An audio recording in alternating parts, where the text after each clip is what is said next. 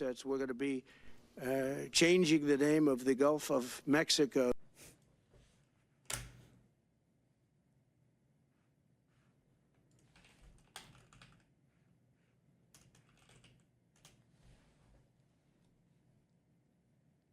What was this? Press briefing right here.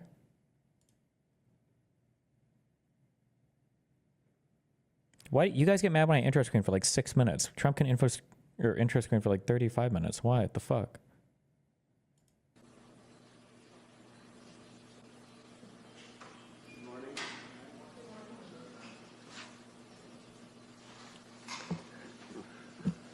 Thank you very much.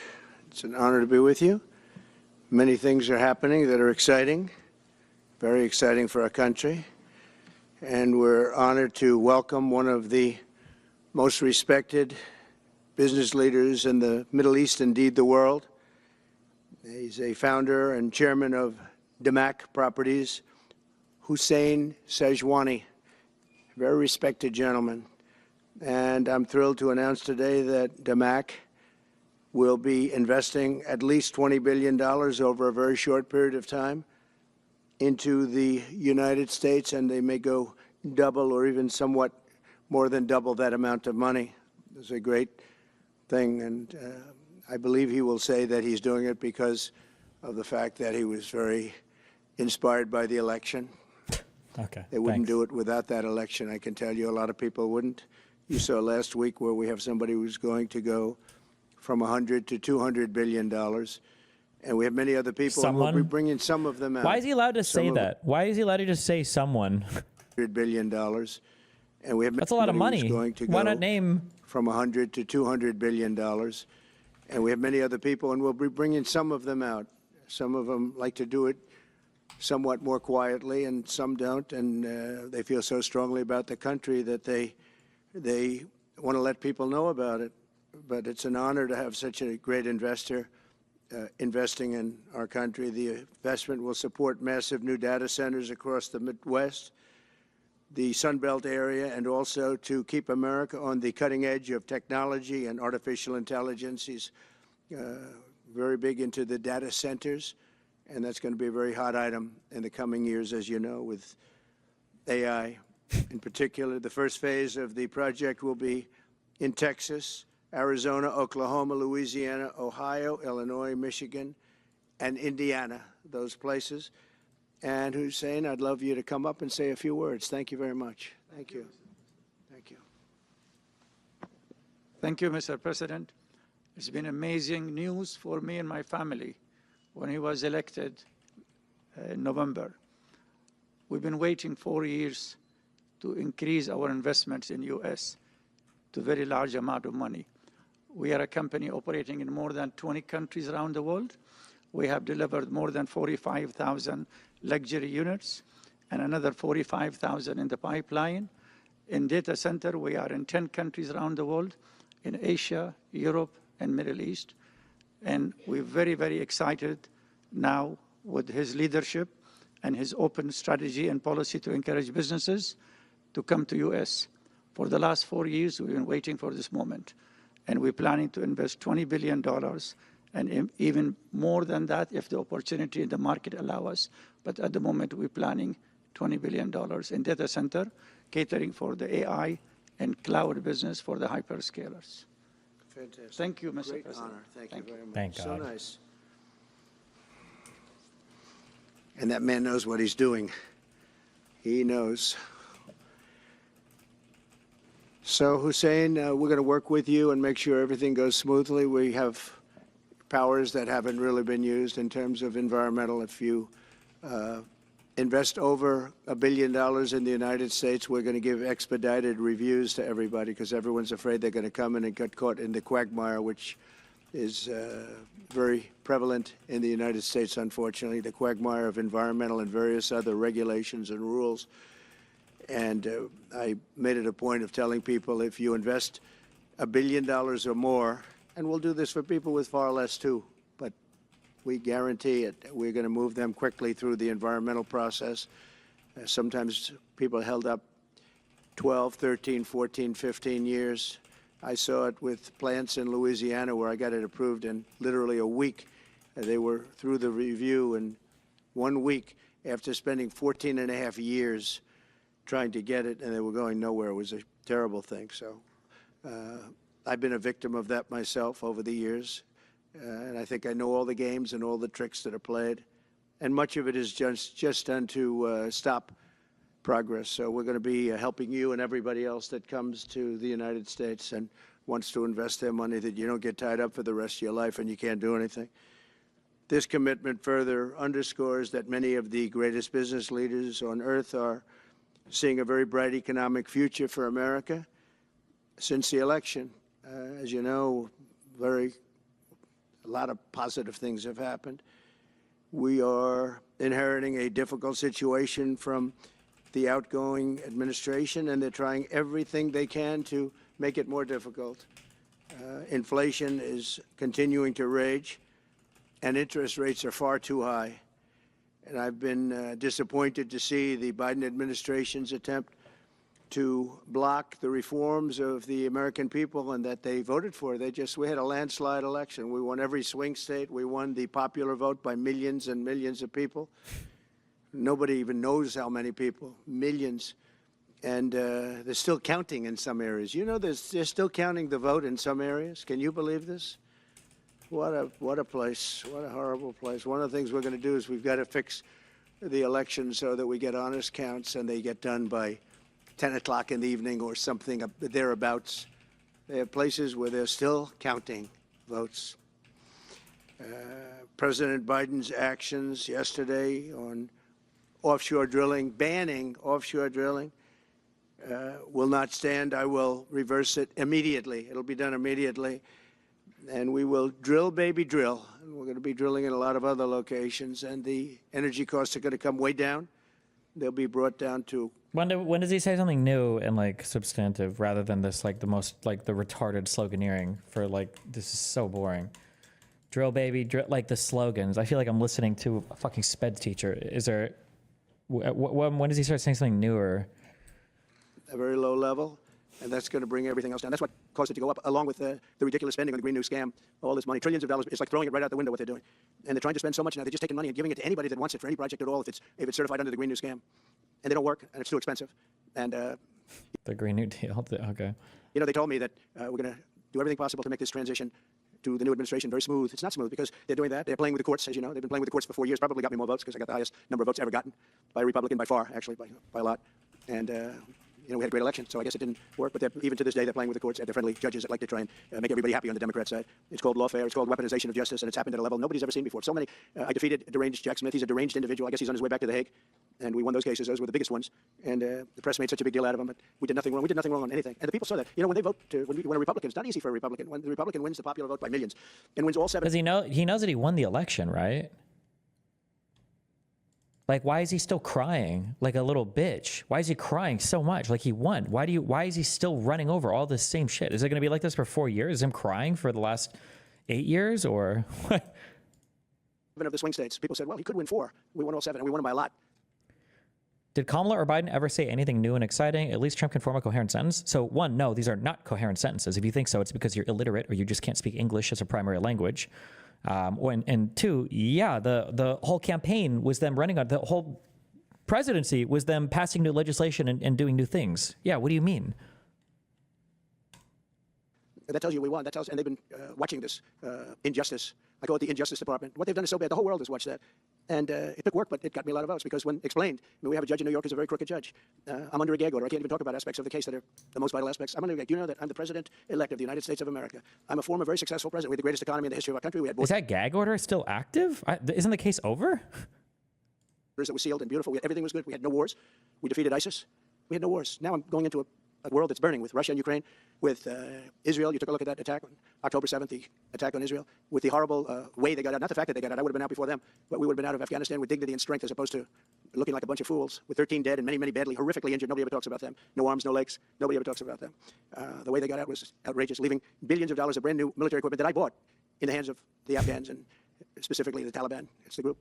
And we were doing very well. We would have been out. We would have been respected. I think it's one of the reasons it was so badly handled, that withdrawal, where people are jumping onto airplanes, falling off the sides of airplanes when they're 3,000 feet in the air.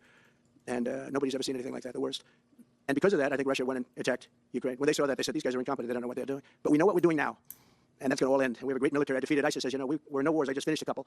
And we got also our soldiers guarding Syria and Turkey. We're in the middle. We had 5,000 soldiers. They would have been gobbled up with two armies. We had one army, 300,000. We had another one, 500,000 or 600,000. Getting ready. We had 5,000 people in the middle. I said to a general, how do 5,000 people do in that case? And the general just looked at me and said, not well, sir, not well. What is this? What is he talking about? What does he think? The Turkish and Syrian armies are going to go and kill all the U.S. troops? What is he even saying? Military. I defeated ISIS. As you know, we're in no wars. I just finished a couple. And we got also our soldiers guarding Syria and Turkey. We're in the middle. We had 5,000 soldiers. They would have been gobbled up with two armies. We had one army, 300,000. We had another one, 500,000 or 600,000. Getting ready. We had 5,000 people in the middle. I said to a general, how do 5,000 people do in that case? And the general just looked at me and said, not well, sir, not well. And I took him out. And you know what happened? Nothing. I got criticized. I saved 5,000 lives, actually. Oh, he's trying to make it seem like the Kurdish abandonment was nothing. That's what he's trying to redeem himself of right now, because he can't handle any L's whatsoever. There's nothing he's ever done wrong ever. Yeah, but which is true in his fan base's eyes as well, right? For the cult of Trump, he didn't do anything wrong. And we did a great job, and we're going to do an even better job, because now we have a tremendous amount of experience. We have people that I can rely on. But the 625 million acres, people can't realize, it's like the whole ocean. Take an acre. You know, an acre, you have a house on a half an acre, on a quarter of an acre, or an acre. If you have an acre, you have a big deal. Now you multiply that by 625 million acres. It's like, feels like the whole ocean. And that's our strength, you know.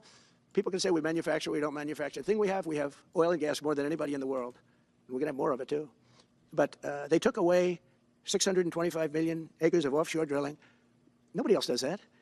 And they think they have it, but we'll put it back. I'm going to put it back on day one. I'm going to have it revoked on day one. We'll go immediately if we need to. I don't think we should have to go to the courts, but if we do have to go to the courts, you know, they try to be sneaky.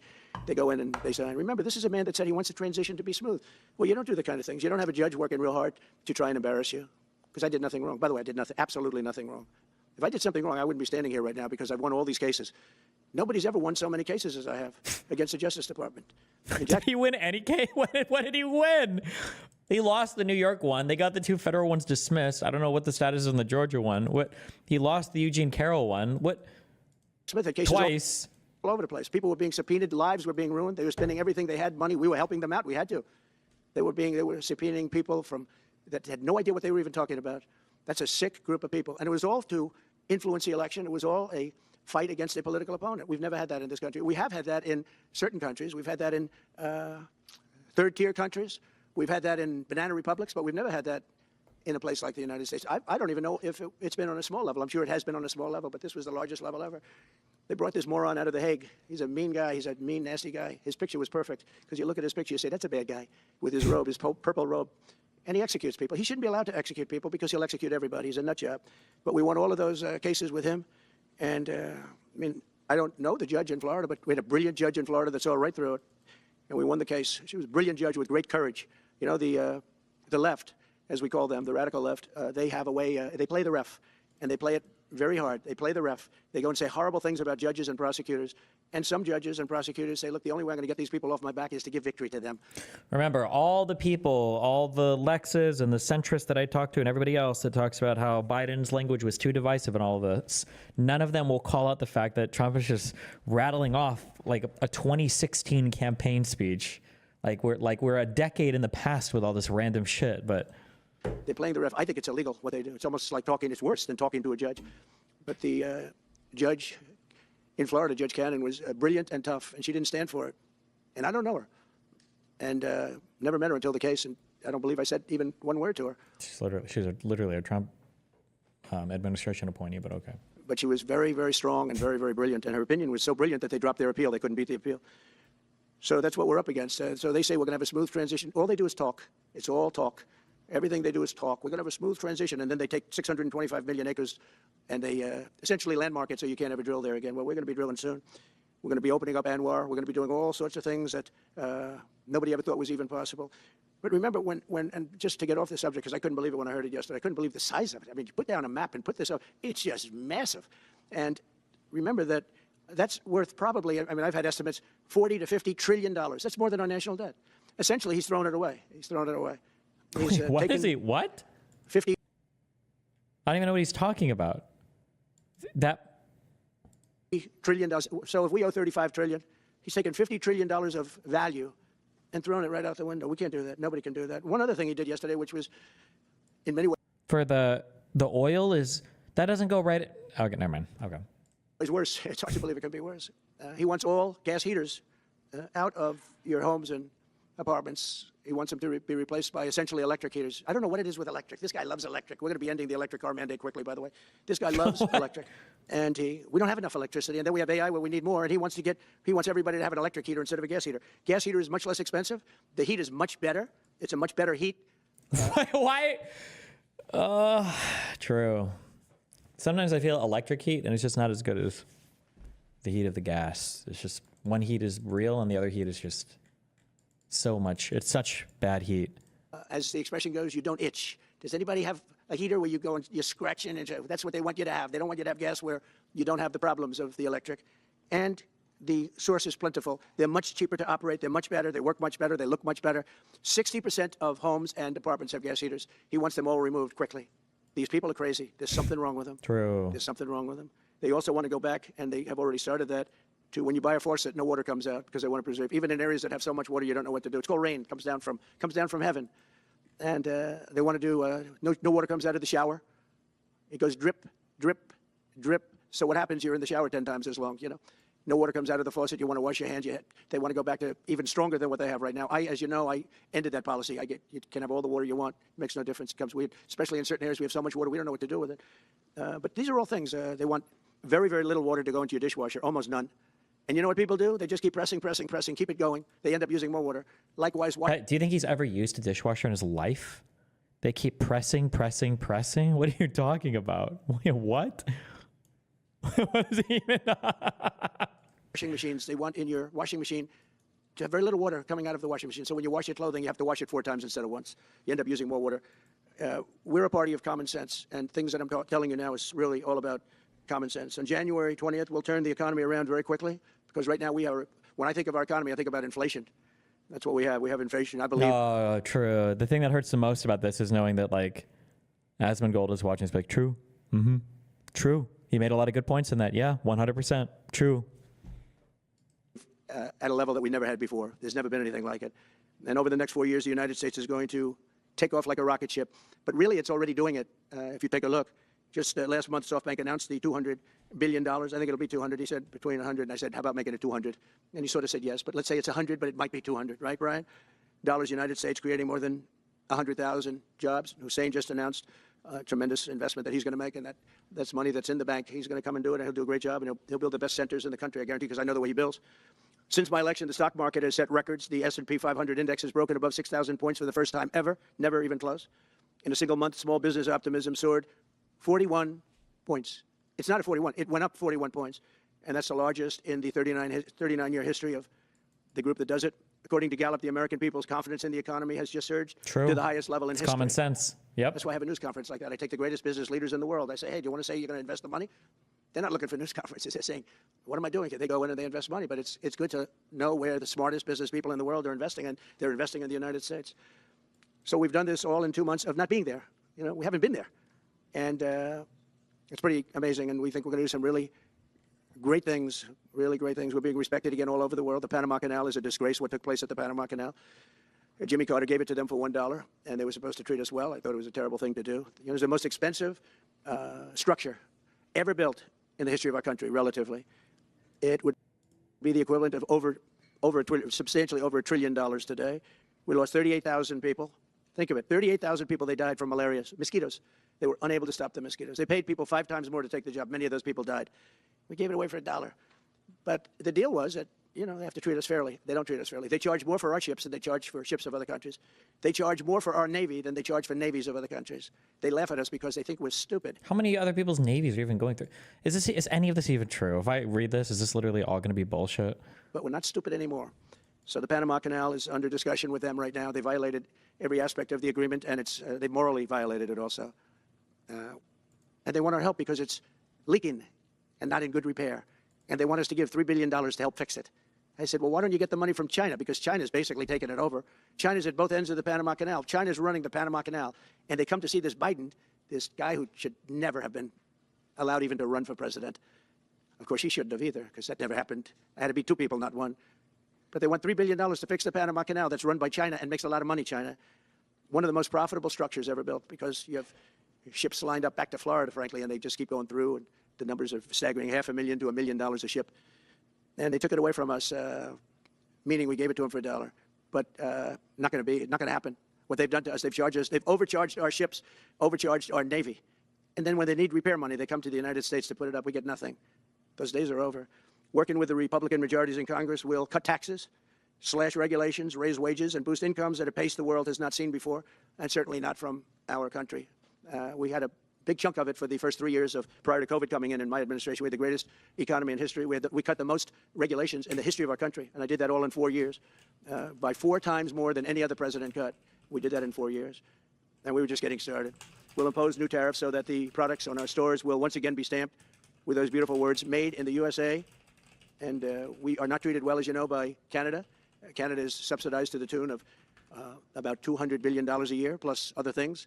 They don't essentially have a military. They have a very small military. They rely on our military. It's all fine, but you know they got to pay for that. It's very unfair. I have so many great friends. One of them is the great one, Wayne Gretzky. I said, run for prime minister. You'll win in it'll take 2 seconds. But he said, well, am I going to run for prime minister or governor? You tell me. I said, I don't know. Let's make it governor. I like it better. But no, something's going to have to be done. Same thing with Mexico. We have a massive deficit with Mexico, and we help Mexico a lot. They're essentially run by the cartels. And Jesus. Can't let that happen. Mexico's really in trouble, a lot of trouble. Very dangerous place. And we're going to be announcing at a future date pretty soon. We're going to change, because we do most of the work there, and it's ours. We're going to be changing, sort of the opposite of Biden, where he's closing everything up, essentially getting rid of $50 to $60 trillion worth of assets. We're going to be changing the name of the Gulf of Mexico to the Gulf of America, which has a beautiful ring that covers a lot of territory. The Gulf of America, what a beautiful name. And it's appropriate. It's appropriate. And Mexico has to stop allowing millions of people to pour into our country. They can stop them. And we're going to put very serious tariffs on Mexico and Canada, because Canada, they come through Canada too, and the drugs that are coming through are at record numbers. Who's even in charge of like naming stuff like that? Is that like a Wikipedia war that you have to have, or? Record numbers. So we're going to make up for that by putting tariffs on Mexico and Canada, substantial tariffs. And we want to get along with everybody, but you know they have to. It takes two to tango. We're approaching the dawn of America's golden age. It's going to be a golden age for America. We have things that nobody else has. We have more natural resources. We have, number one, nobody knew that until I came along. I made us number one. We were number three. No one knew the U.S. had natural resources until Donald Trump. Number one in a very short period of time in drilling. And you know, you can talk about windmills. They litter our country. They're littered all over our country, like dropping paper, like dropping garbage in a field, and that's what happens to them, because in a period of time they turn to garbage. Most expensive energy ever. They only work if you get subsidy. The only people that want them are the people that are getting rich off windmills, getting massive subsidies from the U.S. government, and it's the most expensive energy there is. It's many, many times more expensive than clean. Why is it always? It's always so cleanly like hyper partisan. It's stupid. Like green energy, gay, bad, stupid, horrible, expensive, clean coal based. Like, are we going to ban LED light bulbs next? Like LED light bulbs turn the kids trans, makes men have more testosterone if we bring back the filament ones. What the fuck were those called? Like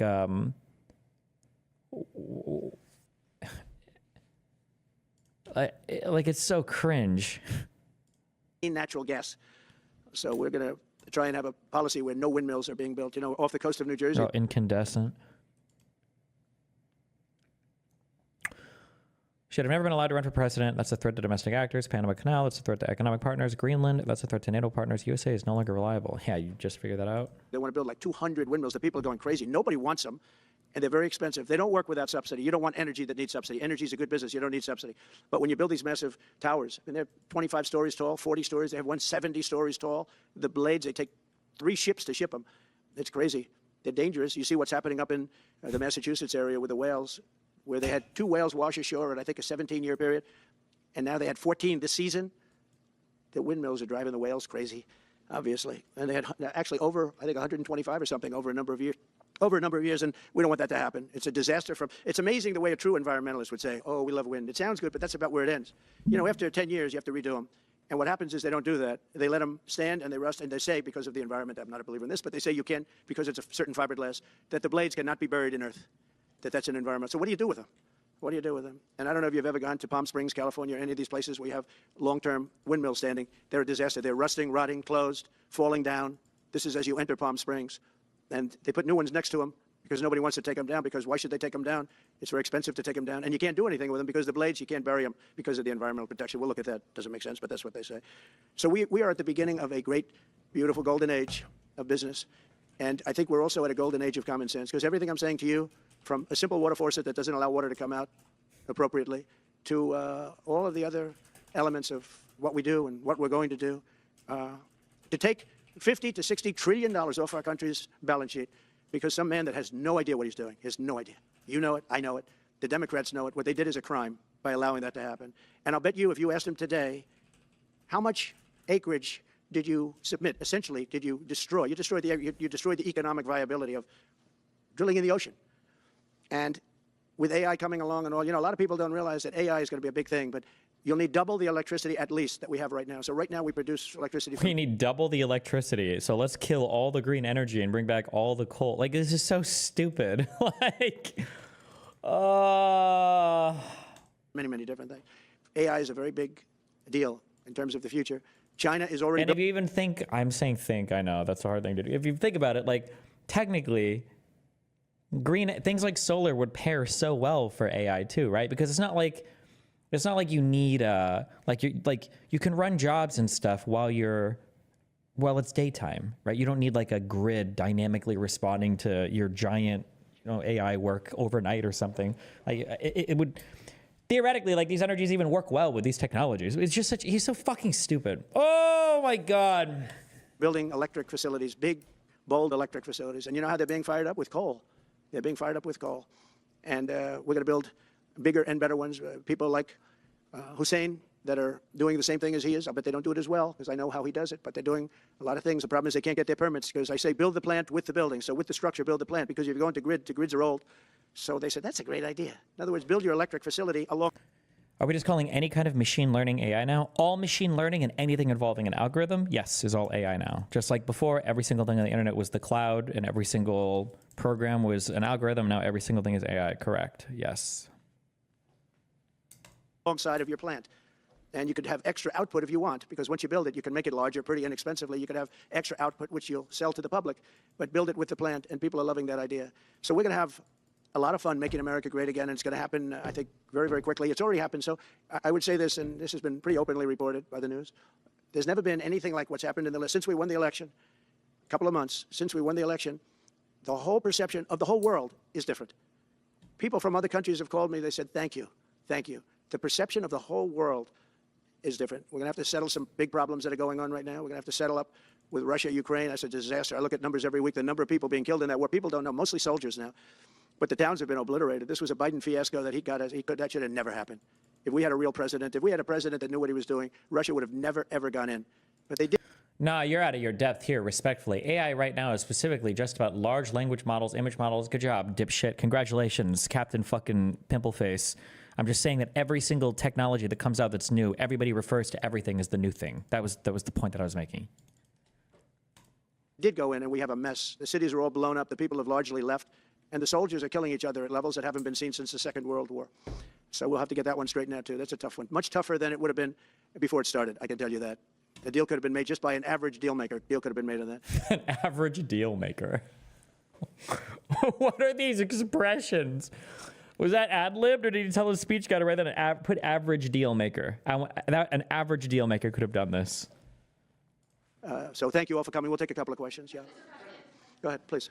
President, thank you. I wanted to touch on the world on fire that you mentioned, but let's start, if we could, with your references to Greenland and the Panama Canal, so forth. Can you assure the world that as you try to get control of these areas, you are not going to use military or economic coercion? No. And can you tell us a little bit about what your plan is? Are you going to negotiate a new treaty? Are you going to ask the Canadians to hold a vote? What is Who is this dipshit? Is he asking Trump for an actual plan? These areas, you are not going to use. Assure, if we could, with your references to Greenland and the Panama Canal, so forth. Can you assure the world that as you try to get control of these areas, you are not going to use military or economic coercion? No. And can you tell us a little bit about what your plan is? Are you going to No, negotiate a new treaty? every plan is a mystery. All plans are mystery. He can't reveal anything ever. Everything is always a mystery at all points in time. Are you going to ask the Canadians to hold a vote? What is the strategy? Yeah, I can't assure you, you're talking about Panama and Greenland. No, I can't assure you on either of those two. But I can say this, we need He that. can't guarantee that the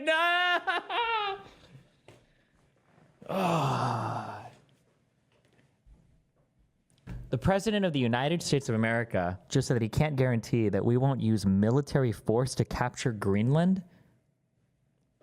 From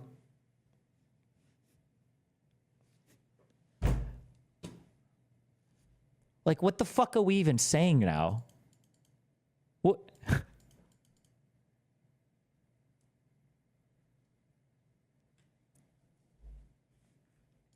Them for economic security. The Panama Canal was built for our military. Also, can somebody tell? I'm going to be honest. The only thing I know about Greenland is it's a really, really, really good territory to have in risk. Is there anything else that matters for Greenland? Like, why do we care about Greenland right now?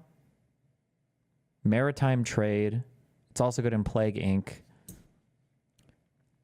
For all the bluster he's made about drill baby drill, why do you think he hasn't tried to connect Russian sanctions with America selling more energy to Europe? I don't know. North Pole resources. Makes us look bigger on the map.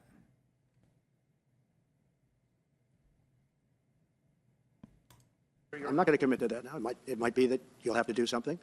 Look, the Panama Canal is vital to our country. It's being operated by China. China. And we gave the Panama Canal to Panama. We didn't give it to China. And they've abused it. They've abused that gift. It should have never been made, by the way. Giving the Panama Canal is why Jimmy Carter lost the election, in my opinion, more so maybe than the hostages. The hostages were a big deal. But if you remember, and nobody wants to talk about the Panama Canal.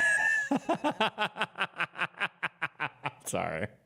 Because, it's inappropriate, I guess, but because it's a bad part of the Carter legacy. But he was a good man. Look, he was a good man. I knew him a little bit, and he was a very fine person, but that was a big mistake. Giving the Panama Canal to Panama was a very big mistake. We lost 38,000 people. It cost us the equivalent of $1 trillion, maybe more than that. Probably the most expensive, they say it was the most expensive structure, if we call it a structure, which I guess you can, ever built. And giving that away was a horrible thing. And I believe that's why Jimmy Carter lost the election, even more so than the hostages. Those two things. If I could follow up on Ukraine and Iran, the two negotiations you'll be heading into. On Ukraine, you said just before it's a lot more complicated now. Much more complicated. Do you believe... Because it would have never started. Right, but it has started. Oh. Well, not only started, the cities are largely knocked down. So you've got what you've got. At this point, to hold on to leverage in dealing with President Putin, would you make a commitment to the Ukrainians that you will keep supporting them during the negotiations? Well, I wouldn't tell you if that were the case. He's not. This is like he's like uncovered so many cheat codes for being president. Like, speak vague shit, never any examples. And whenever anybody asks you a single plan about anything, you just say, well, I'm not going to say anything. I'm not going to tell you. I'm not going to say anything. I can't say anything about that. I can't talk about that. Meant to provide a security guarantee if they do enter into an armistice or a ceasefire along the lines of the French and the Germans. So, a big part of the problem was Russia for many, many years, long before Putin said you Russia didn't respect us. could never have NATO involved with Ukraine. Now, they've said that. That's been, written in stone. And somewhere along the line, Biden said, no, they should be able to join NATO. Well, then Oh, he's just making shit up again. Okay, cool. Russia has somebody right on their doorstep, and I could understand their feeling about that. But there were a lot of mistakes made in that negotiation. And when I heard the way that Biden was negotiating, I said, you're going to end up in a war. And it turned out to be a very bad war. And it could escalate. That war could escalate to be much worse than it is right now. They can never join NATO. Well, my view is that it was always understood. In fact, I believe that they had a deal, and then Oh, the not one inch eastward. He's repeating the Russian propaganda now that it's filtered up to him. Biden broke it. They had a deal, which would have been a satisfactory deal to Ukraine and everybody else, but that Biden said, no, you have to be able to join NATO. This is nothing. He's just not talking about anything. Who had a deal with what? What deal is he referring to? He's just literally not referring to anything real here. And that's always been, and nobody knows more about NATO than I. Years ago when I first started this, I didn't know too much about NATO, but I got it right anyway. I said, they're taking advantage. Why would he admit that? He didn't know fuck all.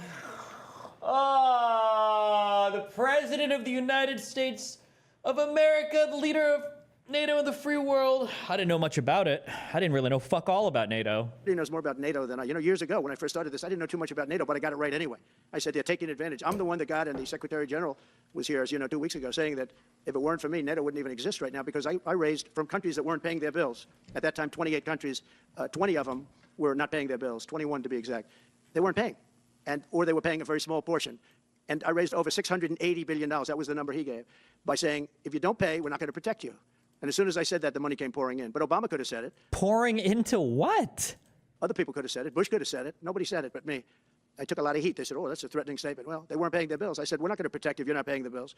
So in a true sense, I saved NATO, but NATO's taken advantage of us. And one of the problems that I have, and I've said it openly, I said it to President Zelensky, Europe is in for a tiny fraction of the money that we're in. Now, whether you like that situation or not, Europe is much more affected than the United States. We have a thing called the ocean in between us, right? Situation or not. What? Sorry, what is it again? What do we have? What's going on here? Europe is much more affected than the United States. We have a thing called the ocean in between us, right? The ocean. Why are we in for billions and billions of dollars more money than Europe? And you know, they're a similar size, a little smaller, but they're a similar size economy as the United States when you add them up. And yet Europe is in for a small fraction of the number the United States is in. Now, Biden could have called them up during the term. That's what I did. I said, you have to pay your bills. And they all, one stood up. I won't say who, you'll probably have it, because the papers, the media hated to report on it. But a prime minister stood up from a country, you know, a famous meeting of 28 nations with no press, no anybody in the room. He stood up. He says, does that mean if we don't pay our bill, and at that point it was 2%, it should be 5%. It should be 5%, not 2%. But at that point it was 2%. But many people didn't pay. Some people didn't pay anything. But many people were way, including Germany. Germany was at less than 1%. Well, I think NATO should have 5%. Yeah. Well, you can't do it. Please, somebody ask him what he thinks the number is for. Please, somebody ask him. What does he think that number means? Somebody, please. I mean, at 2%, every country, if you're going to have a country in a regular military, you're at 4%. I think they should be, you know, they're in dangerous territory. I think it should be, they can all afford it, but they should be at 5%, not 2%. Or what does he think this 2% or 5% is of? What does he think that number means? Have to pay 2%. But a gentleman stood up, a prime minister stood up, and he said to me, sir, could I ask you a question? You're saying we have to pay our bills. If we don't pay our bills, will the United States protect us from Russia? I said, if you don't pay, you mean you're delinquent? He said, yes. He said, if you're delinquent, we will not protect you. Delinquent on what? I took a lot of heat. Although it was somewhat closed door, I took a lot of heat from the media. And you know what happened? The money started pouring in. That's why NATO has money. And the Secretary General said it was the most incredible thing he had ever seen in a negotiation. Now, if I would have said, yes, we will, nobody would have paid. If I would have loved to say, yes, we'll protect you even if you don't pay. But that's not the way life works. Two questions related to each other. First, you said on your first day of office you were going to pardon January 6th defendants. Are you planning to pardon those who were charged with violent offenses? Well, we're looking at it, and we have other people in there. And as you see, I guess 24 or 28 people Oh, he's just not going to say anything, huh? came now from the FBI. That came out very quietly. Nobody reported it, but they had. It was reported everywhere. The reason why it wasn't reported as much as you would have liked to have seen it is because there were no federal agents on the ground. But of course, if you're MAGA, there's literally no difference between a confidential informant and a federal agent. Good Logic did that to me. I couldn't believe that he said this to me. I couldn't believe that he said this to me. Oh, this hasn't been uploaded yet. When Good Logic told me, federal agent, confidential informant, what's the difference? What? The difference, by the way, is that a confidential informant is just somebody that has told the FBI something that's been happening. They're working with the FBI in some capacity to inform on people, or have at one point in time. That doesn't mean that that you're not an agent that's like employed by the feds. These are two totally, completely different things.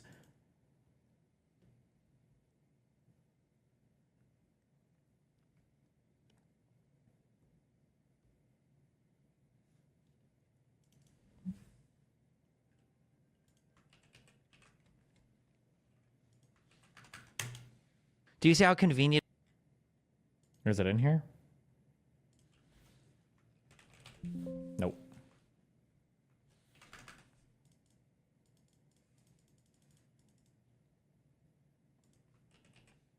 Oh.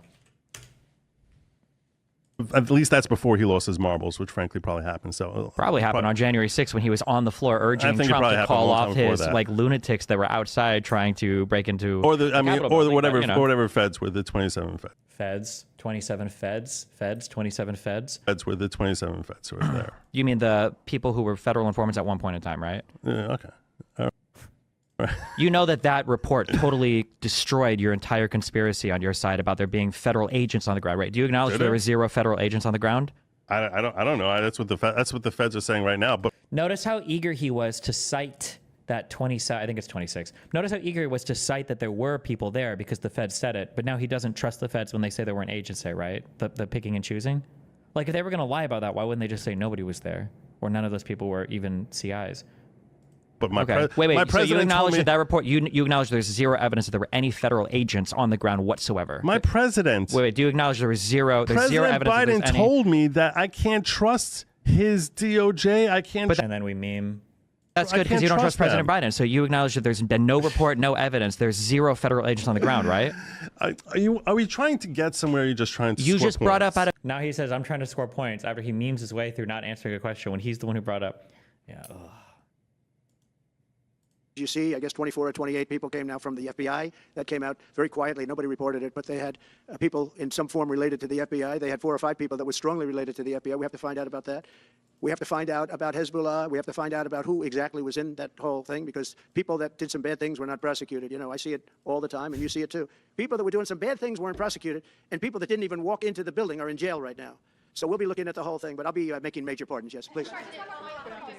Please. On Jack Smith's report. Good afternoon, Mr. President. It's good to see you again. 2 questions about Syria and the ongoing war in Gaza. About Syria, the Pentagon disclosed last month the U.S. has some 2,000 troops in Syria. That's almost double the number initially we were told of 900. Will you keep that troop capacity the same upon taking Well, I over? won't tell you that because that's part of a military strategy, but I will say it was Turkey.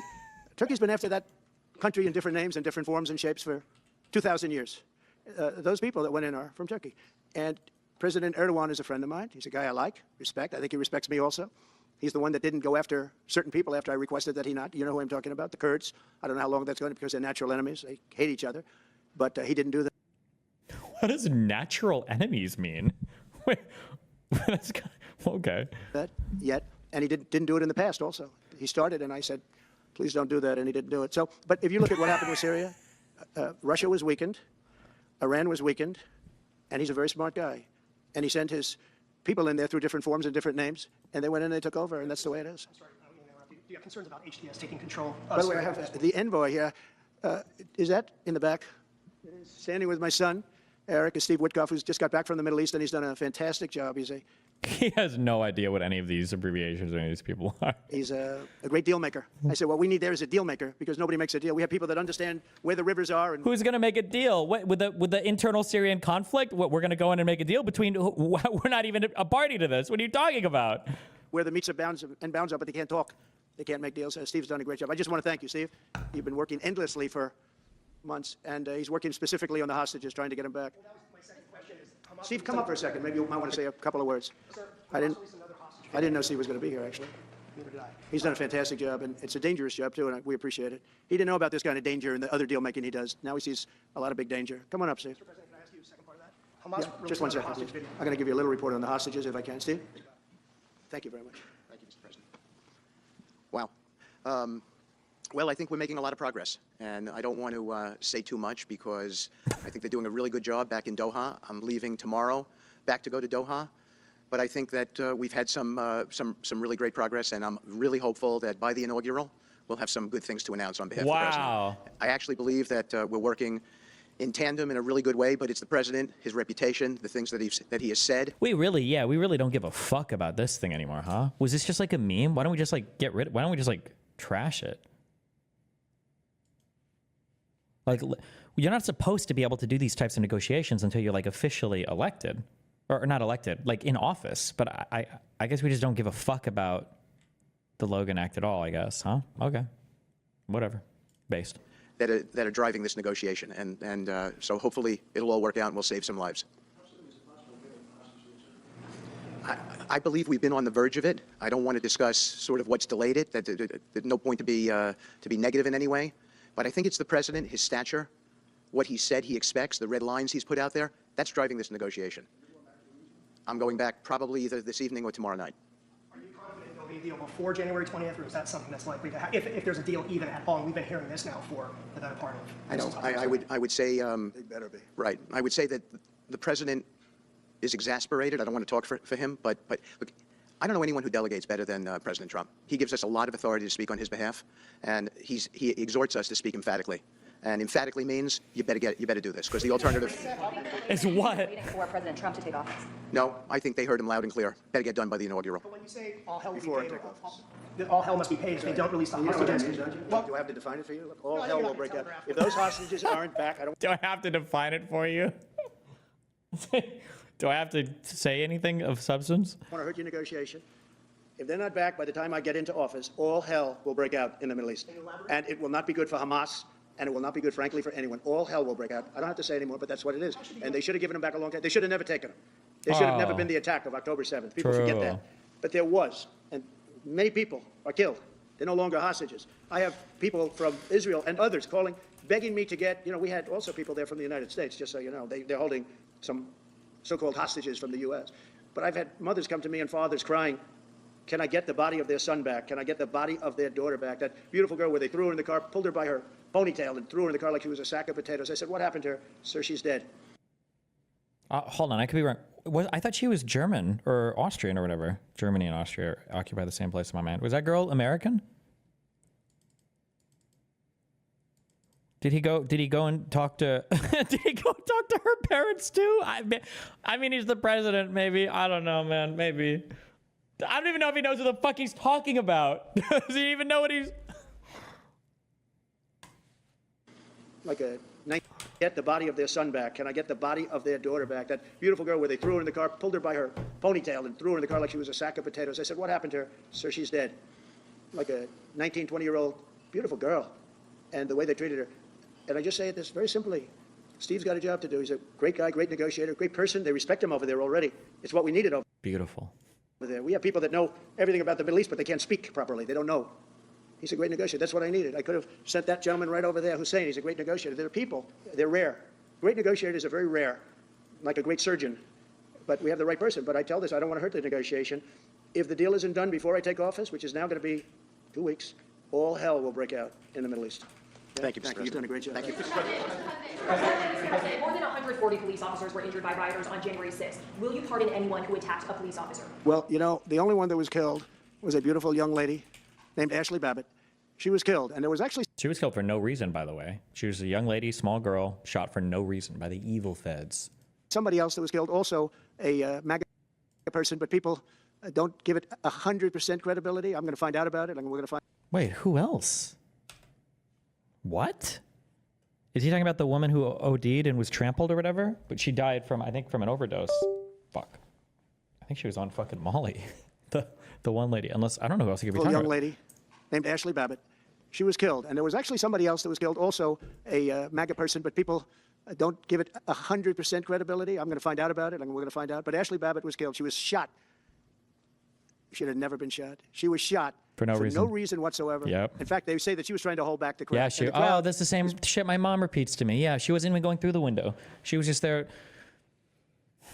Like, it's all on video. Made up of a lot of different people, so we'll see. But I will tell you this, the person that was killed was Ashley Babbitt. The other thing is, when they talk, there was never charges of insurrection or anything like that. But if there were, this would be the only insurrection in history where people went in as insurrectionists with not one gun. Okay? And let me tell you, the people that you're talking about have a lot of guns in their home for hunting and for shooting and for entertainment, a lot of good reasons. But there wasn't one gun that they found. And why didn't they find the bomber, the pipe bomber? They know who the pipe bomber is. The FBI knows who it is. The status of the FBI has gone down so far, and the stat... It would be so fucking funny if they...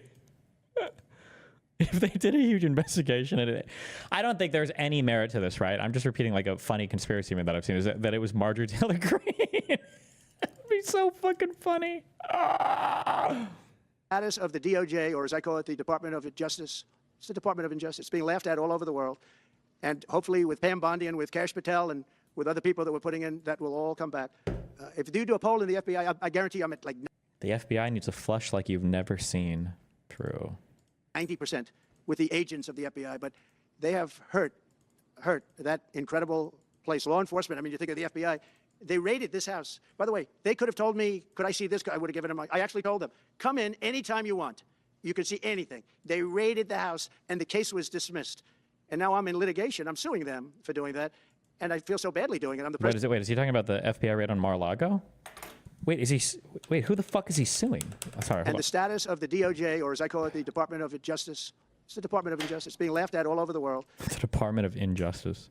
And hopefully with Pam Bondi and with Kash Patel and So the president, as a private citizen, is going to sue his own Department of Justice? What does that even look like?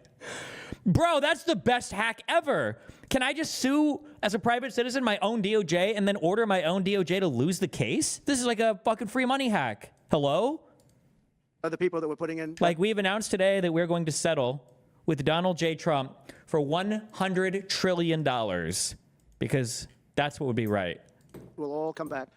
If you do a poll in the FBI, I guarantee I'm at like 90% with the agents of the FBI, but they have hurt that incredible place. Law enforcement, I mean, you think of the FBI, they raided this house. By the way, they could have told me, could I see this? I would have given them, I actually told them. They literally asked you for months. Come in anytime you want. No, that's not you or I. He just knows nobody knows the facts. This Nuita guy, Nauta. It's like he has a weird name. Was literally hiding boxes around. He was literally moving boxes around.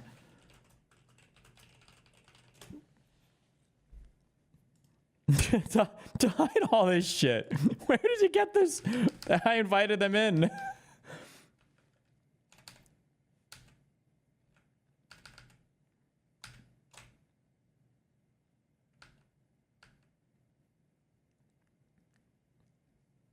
January 2021 is apparently the White House. Trump and his White House staff, including Nauta, packed items, including some of Trump's boxes. They were stored in Mar-a-Lago. They moved him around. I'm sorry, some of these are just very funny. This is like some fucking Scooby-Doo shit.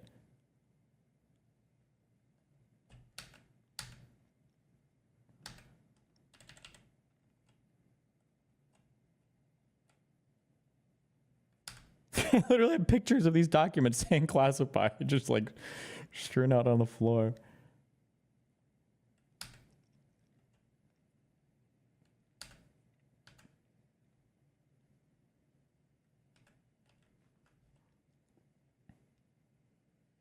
I was just thinking, because we were talking about, he said he wanted to attack country A, and this was done by the military, give it to me. I think we probably can, right?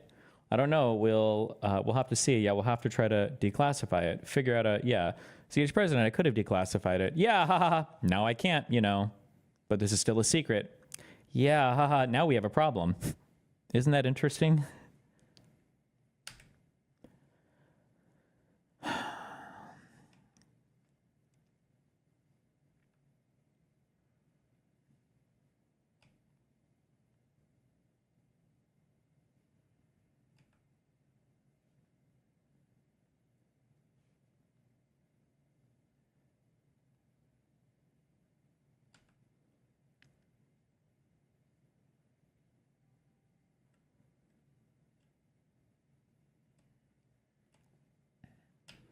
They packed 15 boxes up and they sent them back to Nara, but they left the rest there. And the Nara guy said that, oh, that's it.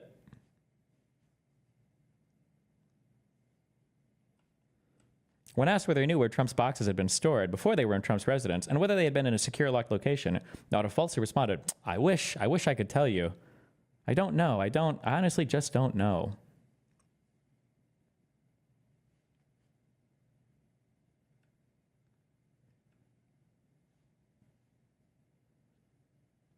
Trump saying to his attorney, I don't want anybody looking. I don't want anybody looking through my boxes. I really don't. I don't want you looking through my boxes. What happens if we don't respond to NARA or the FBI? I don't know if this was, no, this is to already a subpoena at this point. Well, what happens if we don't respond at all or don't play ball with them? Wouldn't it be better if we just told them we don't have anything here? By the way,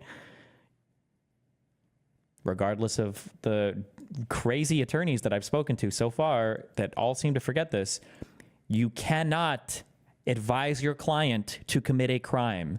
You are not allowed to do that as an attorney. You cannot give your clients advice on how to commit crimes. This is one of the few ways that you can not only find yourself in legal trouble, but your communications won't even be privileged anymore. This is the crime fraud exception to the attorney-client privilege. The attorney-client privilege does not cover statements made by a client to their lawyer if the statements are meant to further or conceal a crime. You cannot do this.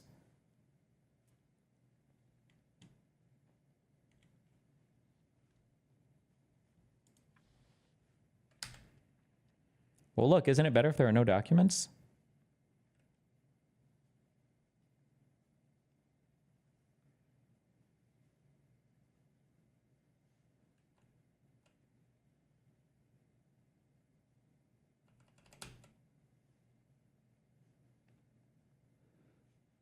This case was so crazy, dude. It's like such a stupid... Between Trump's May 23rd meeting with Trump Attorney 1 and Trump Attorney 2 to discuss the May 11th subpoena, and June 2nd when Trump Attorney 1 returned to Mar-a-Lago. So between that meeting, to review the boxes in the storage room, Naughter removed, at Trump's direction, a total of approximately 64 boxes from the storage room and brought them to Trump's residence as set forth below. On May 24th, Naughter removed 3 boxes. On May 30th, Trump and Naughter spoke by phone for approximately 30 seconds between 10:02 a.m. and 11:51 a.m. Naughter removed a total of approximately 50 boxes from the storage room. On 12:33 p.m., a Trump family member texted Naughter, "Good afternoon, Walt. Happy Memorial Day. I saw you put boxes to POTUS room, just FYI, and I will tell him as well. Not sure how many he wants to take on Friday on the plane. We will not." Also, please, at least the Oath Keepers and the Proud Boys and everybody knew this. If you're going to commit crimes, do it on encrypted messaging. Why are they doing this shit on text? Why would you do this?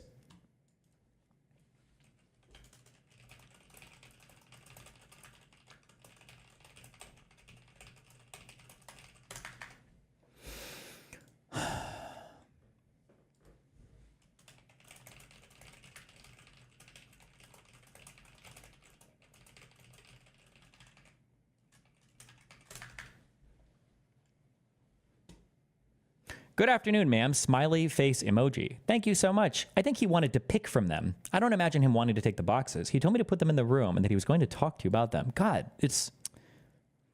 Can they subpoena encrypted messages? You can just delete them. There should be no record of them anywhere. I believe there are records of your text messages and call logs, not the actual calls themselves, but text messages and the call logs that are stored with the... phone companies. I don't know how long they store the text messages called logs for, but the encrypted messages will theoretically not be anywhere.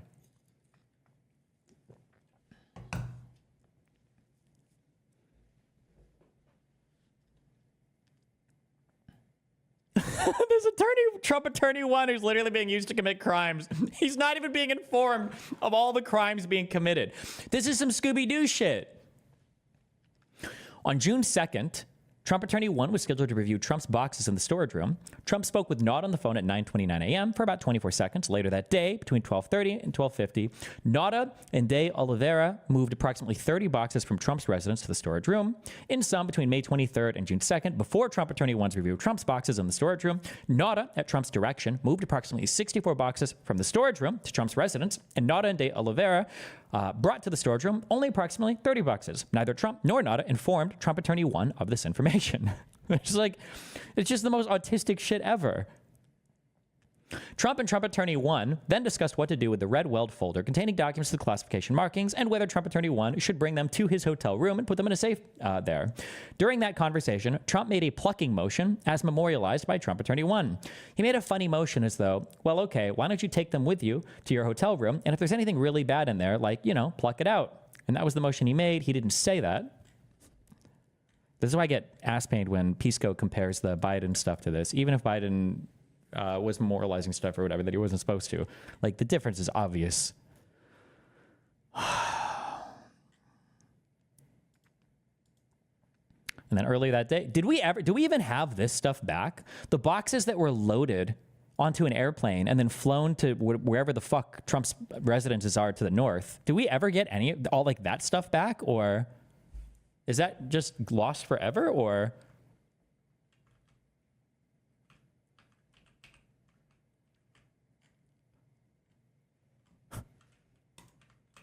Jesus. To see anything. They raided the house, and the case was dismissed. And now I'm in litigation. I'm suing them for doing that. and I feel so badly doing it. I'm the president of the United States, and I'm suing the United States, but I'm suing them for other things, too. The FBI has gone so, its reputation has been so horribly hurt between Comey, who is the worst, and all of the others. What's happened to the FBI is, and we're going to make it great again. We're going to make the FBI great again. We're going to make the Department of Justice fair and strong, but fair again. Because all they did was attack me because I'm their political opponent, and that includes with local judges like Marchand. You ought to find out. Ask them, why do I have a gag order where I'm not allowed to speak? Think of it. I'm the president. We all know why. It's because you were going on an unhinged, deranged rant attacking the fucking judge and spreading false information about his daughter. The United States, and I'm not allowed to speak. Why? Because if I did speak, I'm pretty sure he can speak about the case. I just don't think he's allowed. Well, let's just look this up. Trump gag order. I thought he just wasn't allowed to talk about the judge. But let's look real quick.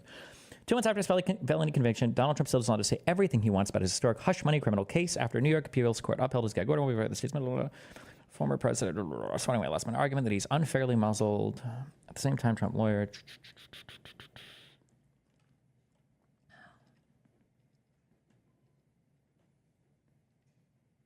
The gag order bars Trump from speaking out about the prosecution team, court staffers, or their families, including Mercan's daughter.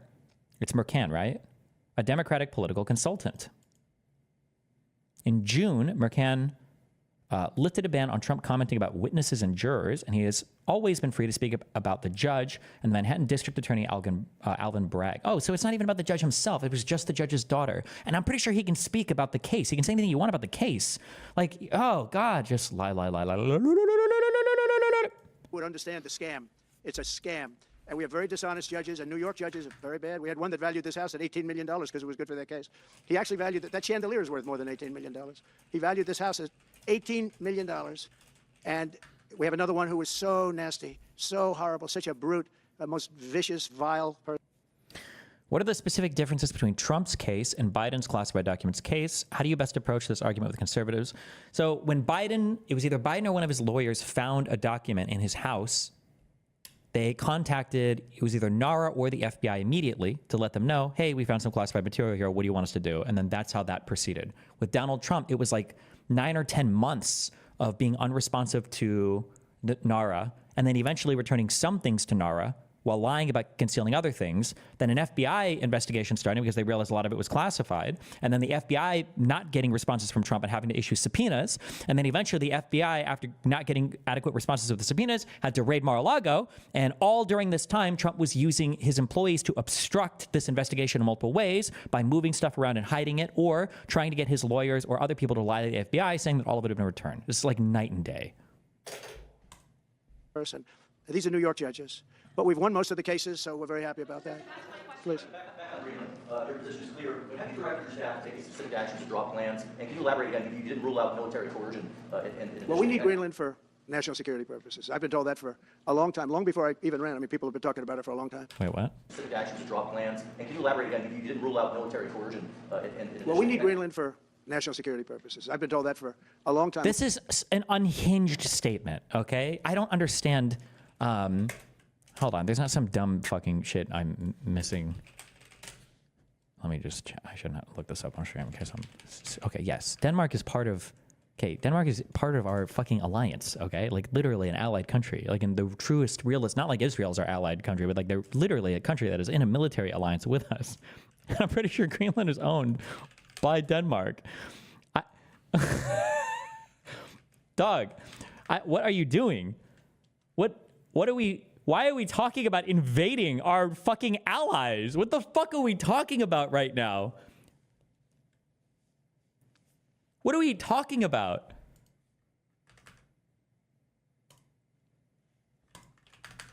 I hate how Donald Trump also can say like the most retarded shit, and people will always just say like, oh, no. He's just saying that like as a basis for negotiations. Like I can say like, I'm going to slit your children's throats and rape your wife. And he's like, bro, that's unhinged. And you're like, I'm not really going to do that. I'm just like, this is just like for negotiating, okay? I just say the most unhinged thing possible with no intention of ever doing that, but it's just to negotiate. Long before I even ran, I mean, people have been talking about it for a long time. You have approximately 45... Who's been talking, wait, for taking over Greenland? Can you elaborate again? You didn't rule out military coercion. Well, we need Greenland for national security purposes. I've been told that for a long time, long before I even ran. I mean, people have been talking about it for a long time. When? Who? Where? What? Why? And how? What? What do we...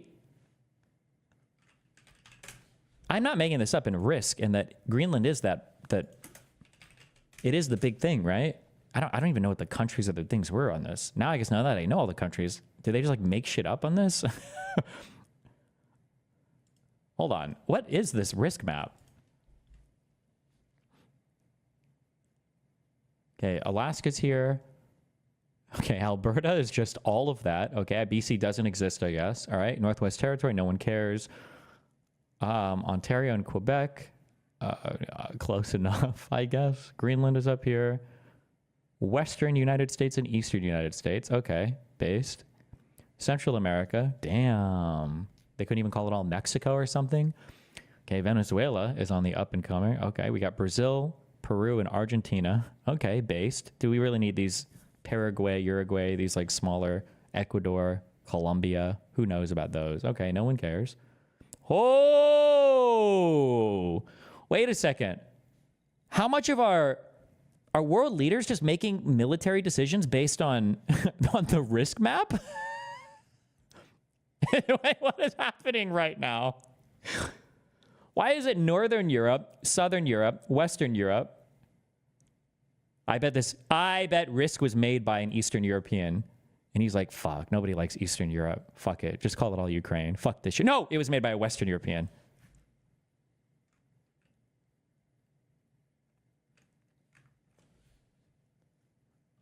Scandinavia. Iceland. Great Britain. Ouch. Great Britain is just the name of the island on the right. Right? The United Kingdom is the United Kingdom of Great Britain and Ireland. Ouch. So they didn't even call it like the UK or England or whatever the fuck. It's all just okay. We have the Middle East based. Okay. Hell yeah. Okay. We got rid of all the stands. That's good. Fuck that shit. South Africa, all right, our good imperialist friend has grown.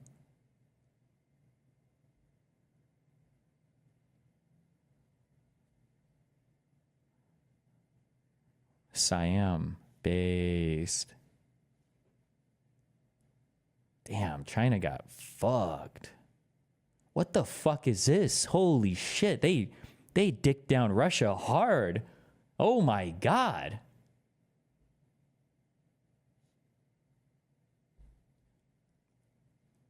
Russian provinces? Bro, there's like Moscow and St. Petersburg. I don't think any of that is real. There's not even real stuff over there. That's just where you send the undesirables. Oh, and I think like way over here, a bunch of Jews lived, right?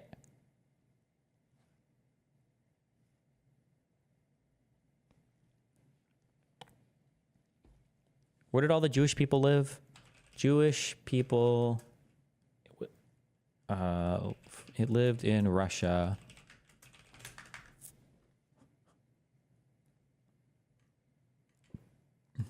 1900s.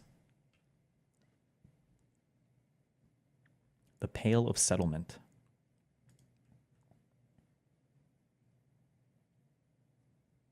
Fuck, I don't trust any of this fucking AI bullshit. God, the AI shit is so bad. Jewish Autonomous Oblast. Oblast is such a funny fucking word to me now.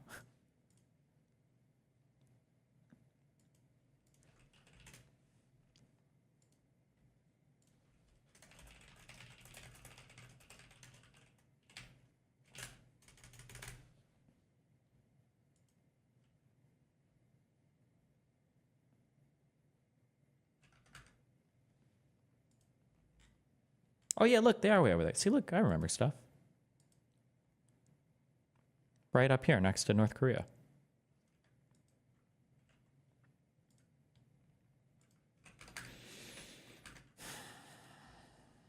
Okay. You have approximately, I've been told that for a long time, long before I even ran. I mean, people have been talking about it for a long time. You have approximately 45,000 people there. People really don't even know if Denmark has any legal right to it. If you speak it enough into existence, hey, maybe not. But if they do, they should give it up because we need it for national security. That's for What the fuck? This is my leader, the United States president. Hello? What are we doing right now? Please stop talking. Can somebody take the mic from this guy? Vance, where's the 25th? the free world. I'm talking about protecting the free world. You look at, you don't even need binoculars.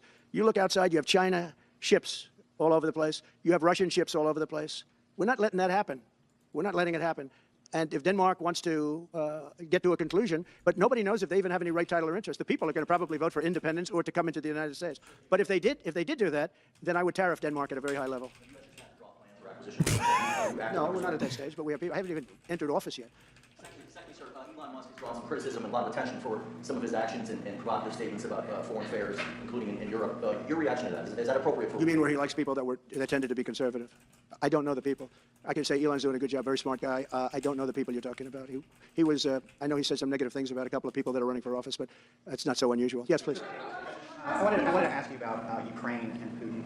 How soon do you anticipate going to meet with Putin to discuss the Ukraine situation? Well, I can't tell you that, but I know that Putin would like to meet. I don't think it's appropriate that I meet until after the 20th, which I hate, because every day people are being, many young people are being killed. Oh, so now you're not, now you shouldn't do it, or okay? Soldiers. The land is very flat, and hundreds of thousands of soldiers from many hundreds of thousands from each side are dead, and they're laying in fields all over the place. Nobody to even collect. There's landmines all over. It's a disaster. But it's very flat. It's great. Isn't this borderline acting like Russia, bullying smaller countries to take the... No. Don't compare this to Russia. When Putin is like bullying people, Putin has like a coherent dream vision of what he wants like a reassembled Soviet Union to look like. Donald Trump is just like fucking throwing darts on a map to try to figure out what the fuck it is he wants to take, or what's like his new obsessive thing. I don't think I've heard him utter the phrase like Panama Canal or Greenland until like a week ago. When did this talking point start? What the fuck? It's farmland, and it's very, very flat. And the only thing that stops a bullet is the human body. And the human body is stopping a lot of bullets. He has that Greenland phase in the first term. Wait, does he? Donald Trump, Greenland, before 2020. News about Greenland. Oh, wait, 29 minutes ago. Wait, before 2020. Why is this not... Isn't this supposed to work? Before date? I thought it was just before, colon.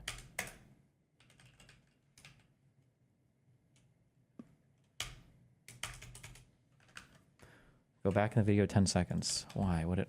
All over the place. Nobody to even collect. There's landmines all over. It's a disaster. But it's very flat. It's great. It's farmland, and it's very, very flat. And the only thing that stops a bullet is the human body. And the human body is stopping a lot of bullets. Oh, he I don't know where he learned this phrase, but he says this a lot. It's just fucking... I hope to have 6 months. No, I hope long before 6 months. Look, Russia's losing a lot of young people, and so is Ukraine. And it should have never been started. That's a war that should have never happened. I guarantee you, if I were president, that war would have never happened. Okay, Monk linked me a clip from 2019. Greenland, I don't know, Greenland, I don't know, it got released somehow. It's just something we talked about. Denmark essentially owns it. We're very good allies with Denmark. We protect Denmark like we protect large portions of the world. So the concept came up, and I said certainly strategically it's interesting, and we'd be interested, but we'll talk to them a little bit. It's not number one on the burner, I can tell you that. Well, a lot of things could be done. I mean, essentially, it's a large real estate deal. A lot of things could be done. It's hurting Denmark very badly because they're losing almost $700 million a year carrying it. So they carry it at a great loss. And strategically... How many people live in Denmark? Is it really a fiscal drain on them? Why did I put Denmark? Sorry. I was going to say, in Greenland, there's 6 million people? No way.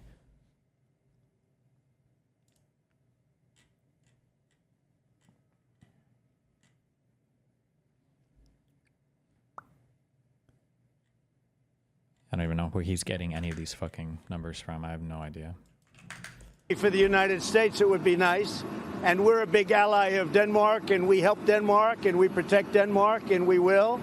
In fact, I'm supposed to stop. I'm thinking about going there. I'm not necessarily definitely going there, but I may be going. We're going to Poland, and then we may be going to Denmark. Not for this reason at all, but we're looking at it. It's not number one on the burner.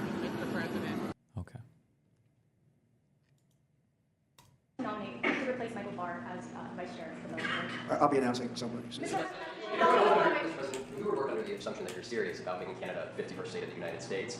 The leader of the Conservative Party in Canada said, under no circumstances will ever be the 51st state. Maybe he won't win, but maybe he will. I don't. You had suggested Listen, I don't care what he says. But Sir Lopez, you said you were considering military force to acquire Panama and Greenland. Are you also considering military force to annex and acquire Canada? No, economic force, because To annex, what was the other thing? In Greenland, are you also considering military force to annex and acquire Canada? no.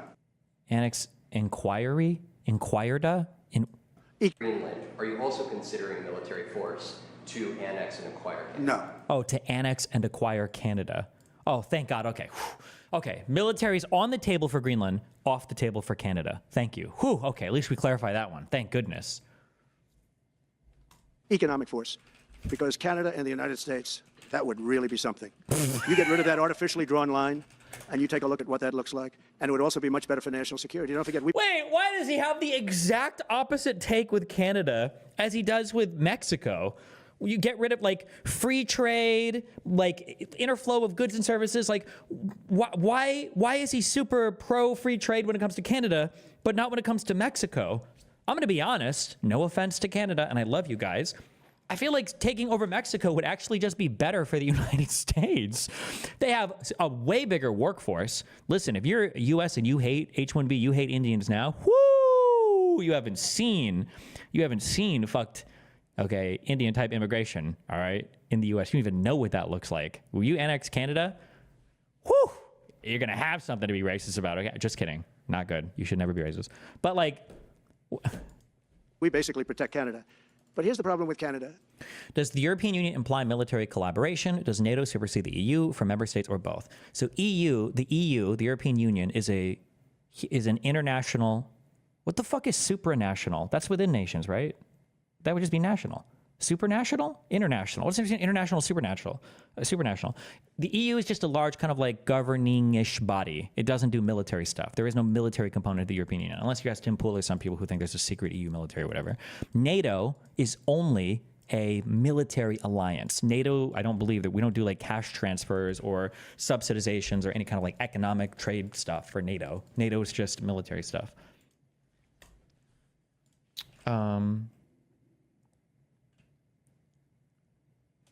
European Union. There is a defense pact in the EU, though. Is there?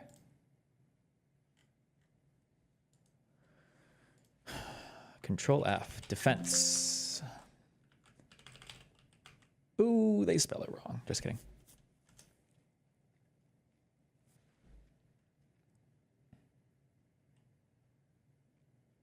The European Defense Community. Is that the same thing? Jesus Christ, what the fuck? Really? Really? What, I'm supposed to turn my fucking head? Hello? Do you guys stop donating to Wikipedia?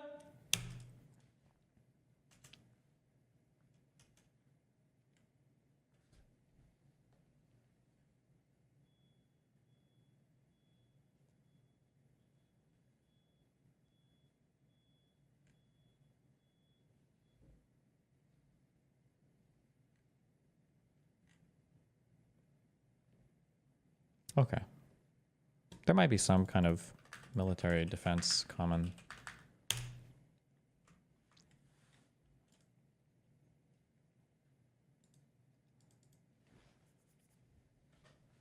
Inter equals connected and super equals above comes from Latin. Supranational supersedes the power of nations. Okay. Super is above. So the EU is a supranational because the EU is a government on top of it, right?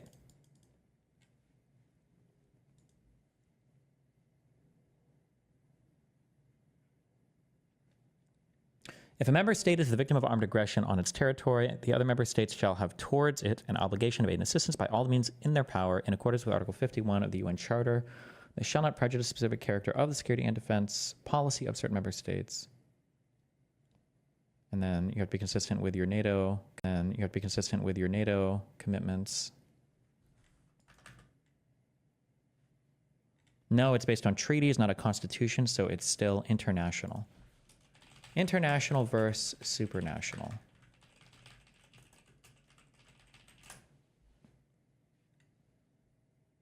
This is supranational. Instead means over the nations. Oh no, it would be supranational, not supranational. I thought ra meant in and meant like out. Like intra, like your intranet or intrastate is within a network, and inter is out. ER is just the English version. Oh, whatever. I don't care. Fuck this. Who cares? We're gonna blow them all up anyway. So many friends up there. I love the Canadian people. They're great. But we're spending hundreds of billions a year to protect it. We're spending hundreds of billions a year to take care of Canada. We lose in trade deficits. We're losing massive. We don't need their cars. You know, they make. It's your. Can somebody raise their hand and say, Donald Trump, why do you keep talking so poorly about trade with Canada and Mexico? Wasn't that your trade deal? Wasn't that your trade deal? Didn't you negotiate that? Didn't you renegotiate that? Wasn't that literally your trade deal? You were the one, that was yours, that you were so proud of, right? Why are you so upset about your trade deal? 20% of our cars. We don't need that. I'd rather make them in Detroit. We don't need the cars. We don't need their lumber. We have massive fields of lumber. We don't need their lumber. We have to unrestrict them because stupid people put, restrictions on, but I can do that with an executive order. We don't need.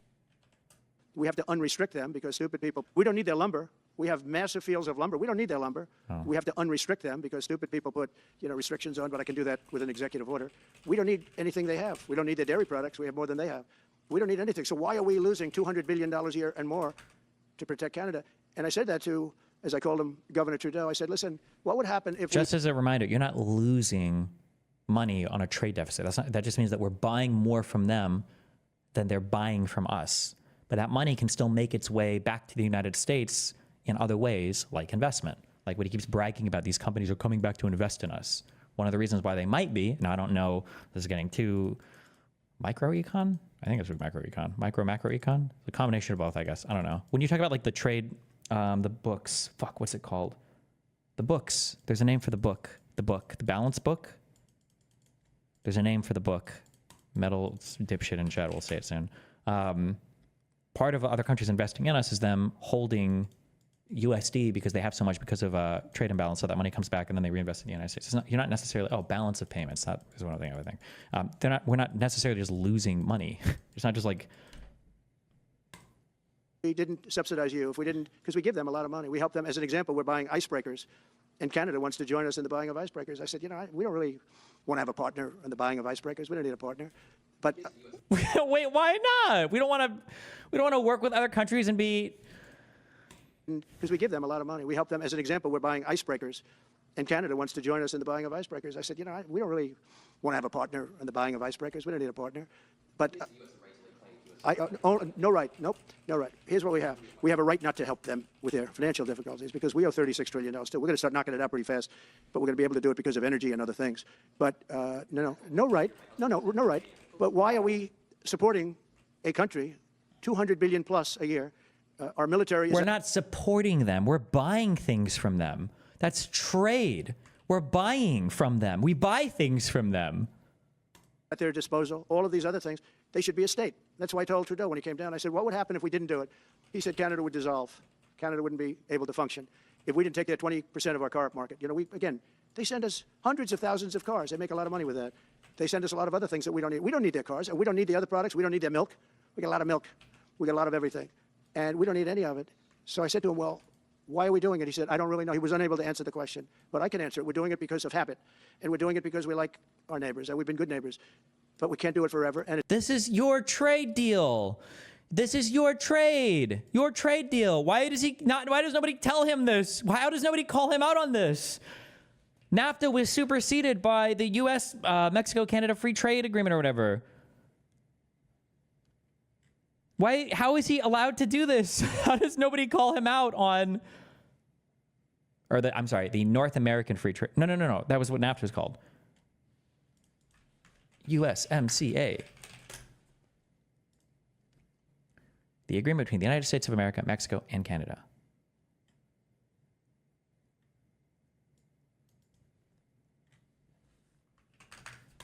It's a tremendous amount of money. And why should... What is your personal opinion on the USA buying Greenland? Stupid. Why would we buy Greenland when we could just use our military and take it over? Dumbass. Destiny, legitimate question. But when we buy from other countries, is that money considered out of circulation here? And does that affect inflation at all? At the end of the day, my guess... Oh, man, hold on. There might be a really complicated answer to this that I don't think I can give you. Theoretically, the answer should theoretically be no, but my guess is going to be in the real world, it is slightly yes. So like, say for instance that I buy $1,000 worth of goods from another country, and then they come back and they only buy $500 worth of goods from me, then they have $500 of my country's currency over in their country. Now, they might come back to the United States and then invest that $500 in a business or something. So then theoretically, at the end of the day, it should all be a wash. But there might be more complicated economic transactions down the chain that influence how that looks. Yeah, I don't know. I wouldn't be able to say what with a high degree of conviction. Our neighbors, and we've been good neighbors, but we can't do it forever, and it's a tremendous amount of money. And why should we have a $200 billion deficit and add on to that many, many other things that we give them in terms of subsidy? And I said, that's okay to have if you're a state. But if you're another country, we don't want to have it. We're not going to have it with European Union either. European Union, we have a trade deficit of $350 billion. They don't take our cars. They don't take our farm product. They don't take anything. And so we're not going to have it with them either. Brian, go ahead. Yes. Happy New Year, by the way. Thank you. We have some breaking news. You may not be aware of this, but it looks like Canada has blocked the DOJ from releasing this report until further court proceedings. Good for her. Wow, that's a big story. Yeah. So if I get it right, the fake witch hunt started by the DOJ having to do with books and records, and Biden had many more, and he wasn't protected by the Presidential Records Act, I was. But all of that fake stuff that took the lives of people, I mean, literally destroyed people. People are destroyed because of what they did. Destroyed. But we got to be president. But Biden... I can't. Oh, I can't. Destroyed because of what they did. Destroyed. But we got to be president. But Biden did it for 40 years. He did it when he was a senator. That was illegal. And they ruled it was illegal. How about that? They said, it's illegal, but he's unfit to stand trial. So he can stand and be president of the United States, but the prosecutor found that he's unfit for trial. I was going to use that as a major talking point, but I never got to use it because all of a sudden I had a new candidate who was also sort of unfit to stand trial, right? But so what you're saying... Well, I don't understand why you guys keep spamming about American Greenland-based Pituffik space. Well, I don't know why you guys keep spamming about this. The U.S.'s bases all over the world. I don't know why you think this is relevant or important or why this matters at all for any of this conversation. I don't know why everybody keeps spamming about this. Is that the judge just blocked the... So Cannon was thrown off the case.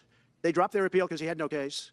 They dropped all of that, the lawsuits against us. They lost the lawsuit. So this is Doreen Jack Smith. So he dropped the lawsuits. He was told to by the DOJ because they had no lawsuit. They lost in court in front of a very strong and a very brilliant judge. They lost.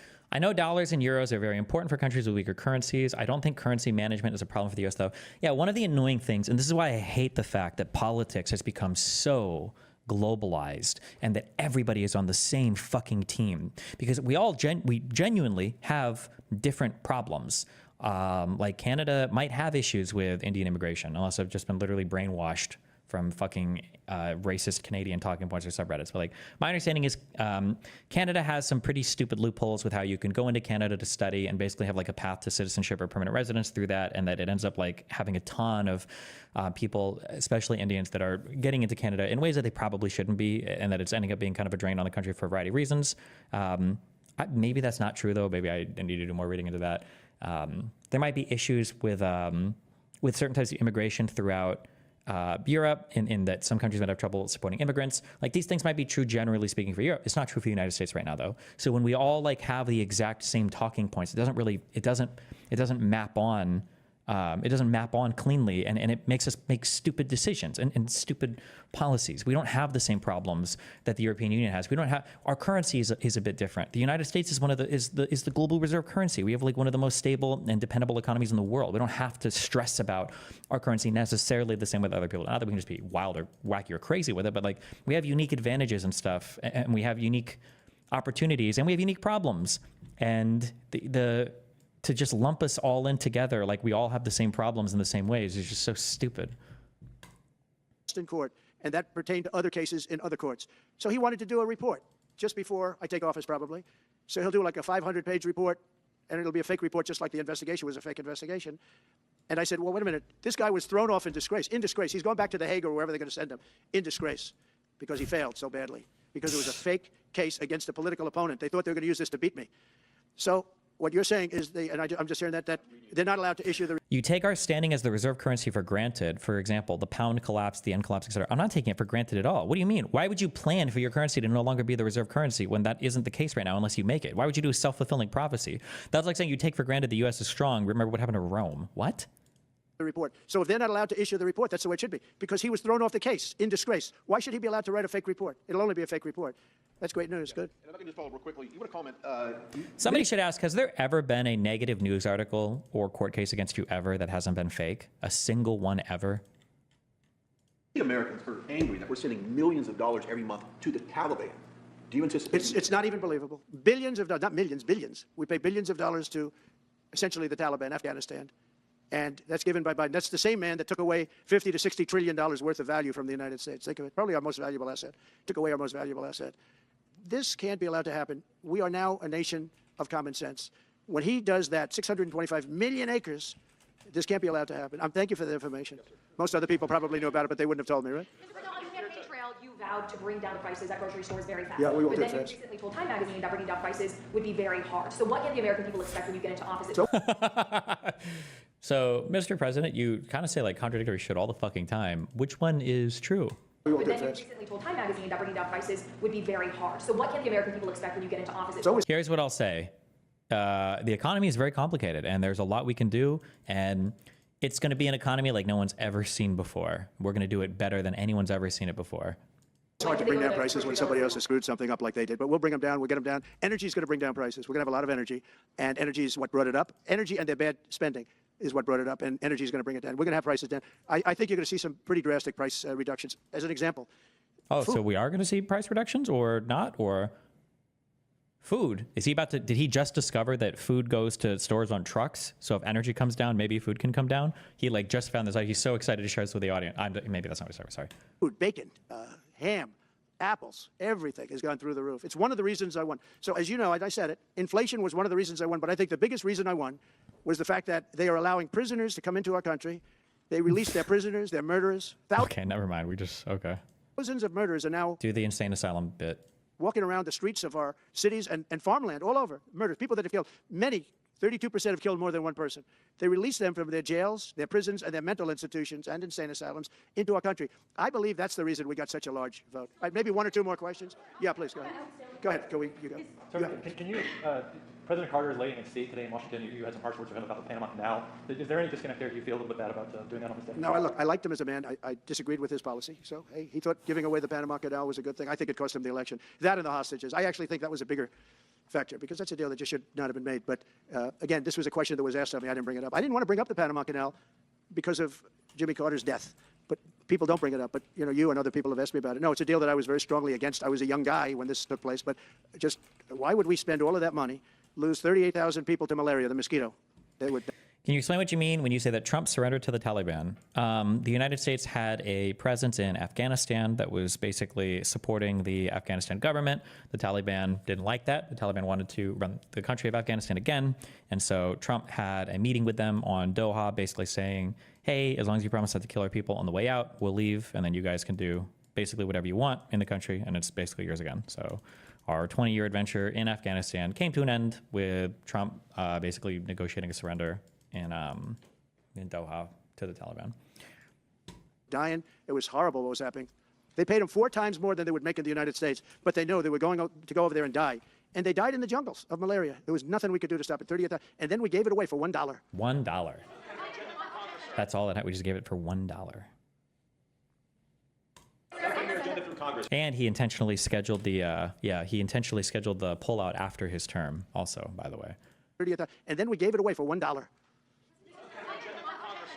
Your agenda through Congress. You appeared to open the door in your radio interview yesterday for two bill approaches. It's still your preference for one big, beautiful bill, as you have said. Well, I like one big, beautiful bill, and I always have, I always will. But if two is more certain, it does go a little bit quicker because you can do the immigration stuff early. Now, you have to understand, for immigration and for the wall. Dustin, you just watched your video on the Sam Hyde, Elon Musk thing. When people like him say Jewish, context was he said moist critical is Jewish. I don't know if it was a meme or not. What do they mean? Is Jewish a religion and ethnicity or what? Jewish refers to an overall, basically an overall subversive ideology that tries to control the world through coercive but subversive means. And it's typically ran by ethnically Jewish people. It doesn't have to do with the religion. Wall, we won the case on the wall. You know, they tried to sell the wall for 5 cents on the dollar, by the way. And we had, fortunately, a judge that stopped that. But they were already discarding the wall. What is he? He's just making stuff up. Those pieces were already sold. They were told by Congress to be sold. They had to sell them, but they didn't use them. And they were already sold by the time he started complaining about it. It's already gone. There's no way. What is he talking about? Because somebody linked me an article. Did they manage to seize them back after they had sold them, or what? And 5 cents on the dollar. You know what they were doing? They were calling us up and saying, we'll sell it back to you at 200 cents. In other words, double what we paid for it. So they were going to buy it from this guy for 5 cents on the dollar. They were making deals. Unfortunately, we had a very smart judge that stopped it cold. I think he called for an investigation, too, and he should. But think of it. They were selling the wall.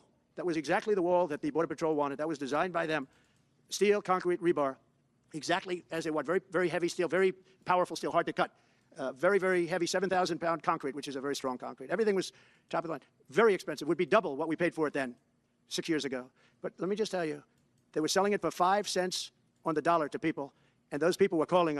Can you step into the mind of a Republican and explain how any of this is good? Like 50 alarm bells are going off in my head, and I don't know how the reporters can even stomach it. I mean, what do you mean? Asking about what? Everything can be, if you just think about it like emotionally, it all kind of makes sense, right? But you just have to disconnect from any fact. Let me just tell you. Like the wall is important. Biden was trying to get rid of the wall, and the government was doing evil things to get rid of the wall, but Donald Trump's getting the wall back. That's it. It doesn't really matter what the, details are. We're selling it for 5 cents on the dollar to people, and those people were calling us, asking us to pay them 200 cents because it's a good deal because we can have it immediately. And you know what immediately is? Just leave it in place. No, the papers haven't written that, though. You understand? That deal is like all the other things that these people do. These people either hate our country or they're very stupid. And I don't believe they're stupid because nobody can cheat on elections like they cheat and be stupid. They either hate our country or they're stupid. So remember what I said because nobody wants to report it. They were selling the wall for 5 cents on the dollar and trying to resell it back to us for 200 cents or less, but for 200 cents on the dollar. That's a nice return. Meta announced that it will stop putting fact checks on the post on its website.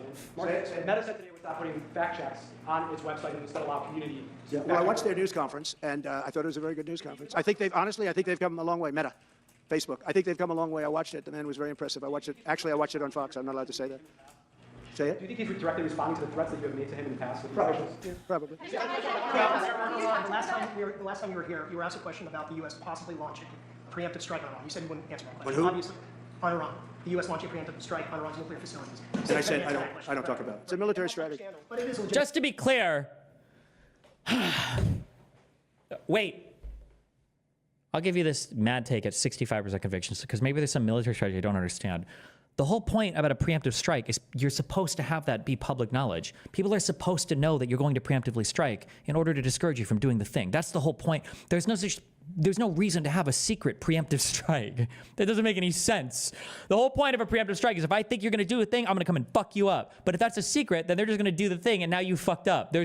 Why would you do that? Why would there be a secret preemptive strike? Why would you do that secretly?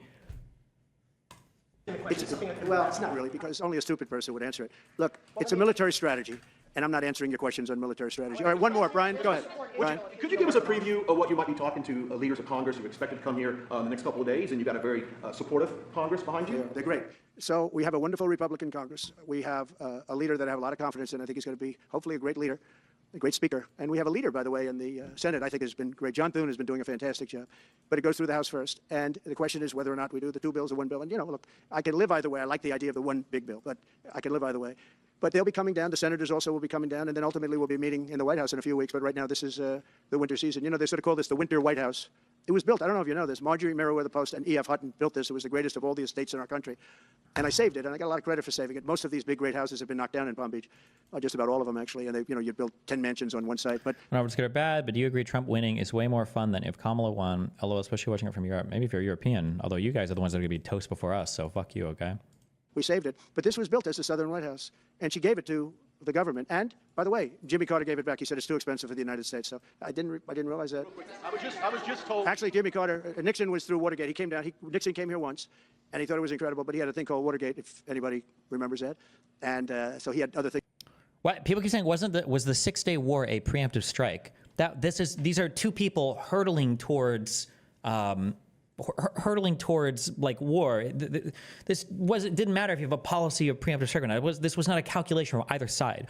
I'm saying that in general, if you look at a country like Iran, you can have like two ways to respond to threats. You can either respond to them proactively or retroactively, or after it's happened, right?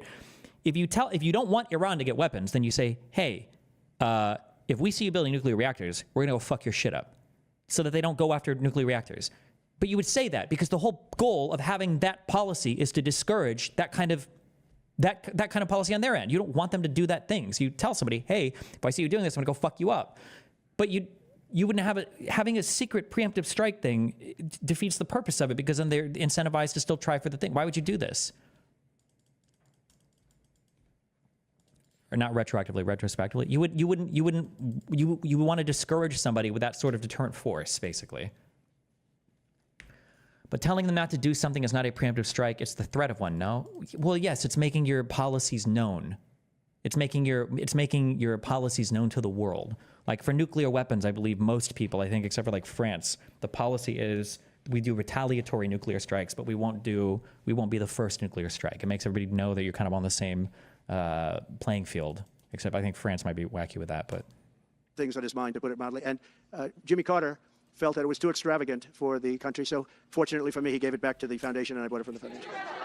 There's not reconciliation. Some Republicans saying in trade for a massive bill that you and they share the interest in, they want to see big spending cuts. Do you agree with that? Well, I'm okay with spending cuts. I like spending cuts. Just I'm on the record for spending cuts. And the debt ceiling was given to us. It shouldn't have been, but it was put in our lap. And what I want in terms of debt ceiling isn't the ceiling. I just don't want to see a default. That's all I want. I never talked about spending more money necessarily than all I want to see is no default, because nobody knows what would happen if there was a default. It could be 1929 and it could be nothing, but that was put into our lap, and it shouldn't have been, but it was, and so we'll handle it. But debt ceiling is not about raising a lot of money. It's really just about extending it. I just want to see an extension. So the debt ceiling, fortunately, and he thought it was incredible, but he had a thing called Watergate, if anybody remembers that. And so he had other things on his mind, to put it mildly. And Jimmy Carter felt that it was too extravagant for the country. So fortunately for me, he gave it back to the foundation, and I bought it from the foundation. There's not reconciliation. Some Republicans saying in trade for a massive bill that you and they share the interest in, they want to see big spending cuts. Do you agree with that? Well, I'm okay with spending cuts. I like spending cuts. Just I'm on the record for why didn't you do any then? Spending cuts. And the debt ceiling was given to us. It shouldn't have been, but it was put in our lap. And what I want in terms of debt ceiling isn't the ceiling. I just don't want to see a default.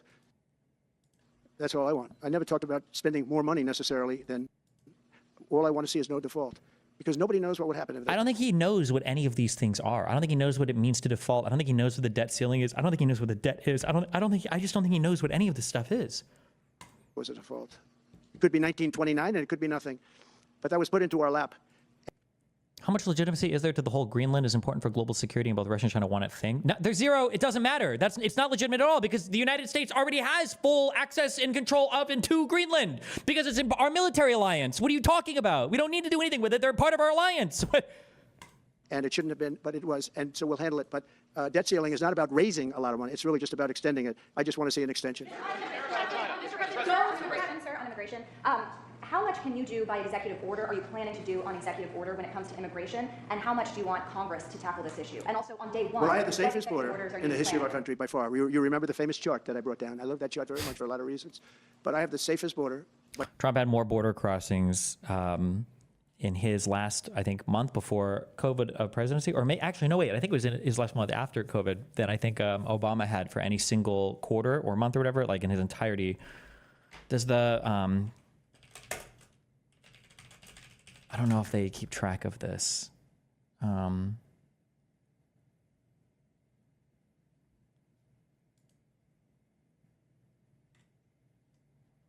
Wait, I'm just putting.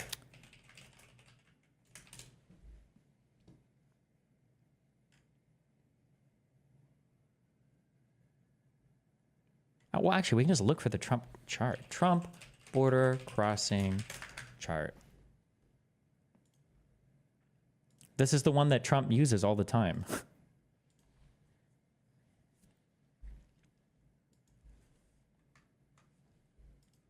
So for some reason, Trump says that he left office here. I don't know why he does that or who made this chart, but this is not when Trump leaves office, unless he's just saying he went AFK or stopped giving a fuck like 2 months or 3 months into 2020. But Trump leaves office at the beginning of 2021 here in January, right? Even though he didn't want to. This is Obama's immigration stuff here. Donald Trump's illegal crossings were higher here than they were ever under, even in the peak Obama part here in end of 2016? Would Trump have been in office yet? Not until 2017, right? So, but I guess if you assume that Trump left office 8 months early, it's okay. Like, it's just so stupid. That's okay. By far in the history of our country. And when I took it over, it was a mess. Nothing like it is now. This is 10 times worse. I got elected because of the border the first time, and I think I got elected largely because of the border the third time. And the second time I did equally well. Well, not as well as the last time, but I did very well. And I will say, this was too big to rig. You know the expression? Too big to rig. They couldn't do it. They tried, but they couldn't do it. Okay. I didn't get very much from Congress at all. I just said that we're being invaded, and I took the money out of the military. Much of the wall, I built over 500 miles of wall. Much of that wall was built through money that I put into the military. We took it out because we couldn't get things from Congress in those days, and we took it out. And that wall was built largely with money coming from the military. So, very simple. I went to the military, I said, our country is being invaded by very similar, nothing like what's invading our country now. They weren't releasing prisons into our country, and they weren't releasing mental institutions in, but some bad dudes were coming in, right? And I said, our country is being invaded. And I took that money largely from the military. I was sued 9 times by the Democrats in Congress, and I won all those suits. And we ended up building 571 miles of wall. Once that wall was built, they started going around it. So we're going to add another 200. That would have been up in 3 weeks. And then we had a very unfortunate election result. And they said, we don't want to put it up. We'll sell it. And they started selling it for 5 cents on the dollar. What is it? So we'll do this again. I just want to thank everybody very much. I'm just telling you, this will be the golden age of America. It's the golden age of America. We're going to have a great country again. We're a country right now under siege. We have so many different problems, and nobody respects us overseas, but now they do. The Italian prime minister, as you know, came here the other night, just flew in and flew out. She wanted to see me. And great respect is being shown when I went to the cathedral in France. Great respect was shown by the prime minister, the president, by everybody. France was, and by the way, I have to say they did a great job in the cathedral. But great respect is being shown to our country again.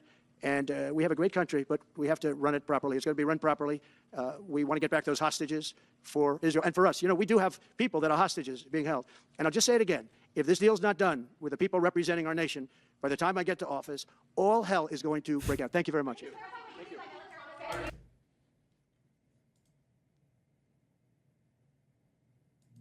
I don't even remember what the fuck he said about this. I said, this is genius. Putin declares a big portion of the Ukraine. Putin declares it as independent. Oh, that's wonderful. So Putin is now saying it's independent, a large section of Ukraine. I said, how smart is that? And he's going to go in and be a peacekeeper. Wow, welcome to all of Russian history with people on the border. Welcome. Yes, wow, so fucking genius. That's the strongest peace force. We could use that on our southern border. That's the strongest peace force I've ever seen. There were more army tanks than I've ever seen. They're going to keep peace all right. When was this audio recorded? Was this from 2022?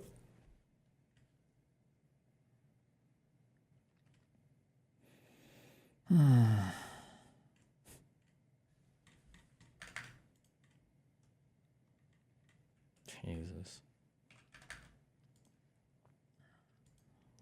Here, we're going to finish watching this. Give me a talk with Zelensky. Like and retweet. There you go. Boom, boom. I'll be back 1 sec.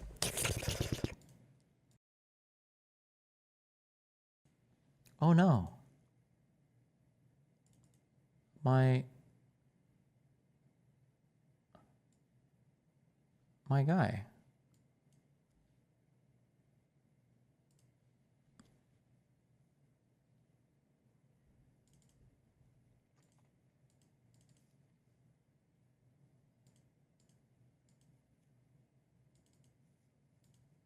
The fuck?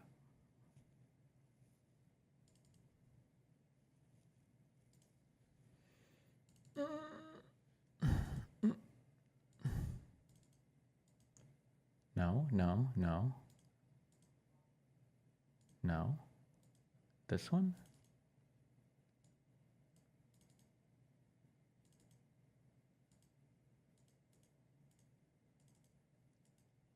Oh, this.